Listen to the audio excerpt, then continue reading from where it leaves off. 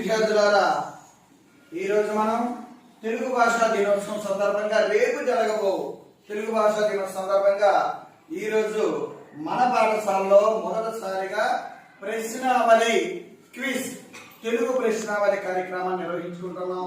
మరి ఇక్కడ 5 సమూహాలని పోటీలుగా రావడం జరిగింది. మొదటి సమూహం తీసుకుంటే నన్నయ్య గారు. ఈ నన్నయ్య గారు అభినందించండి.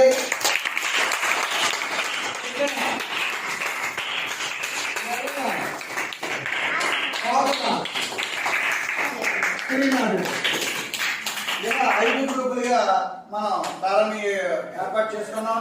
మరి నియమావళి మీకు గతంలో నేను చెప్పాను. నేను ఇప్పుడు మొట్టమొదటి ప్రశ్న వీరిని అడుగుతాం. వీరు చెప్పకపోతే నెక్స్ట్ జగన్ గారు, తర్వాత ఎర్రన, తర్వాత పోతన, శ్రీనాథుడు ఎవరు చెప్పాలి మీకు మాట్లాడారు.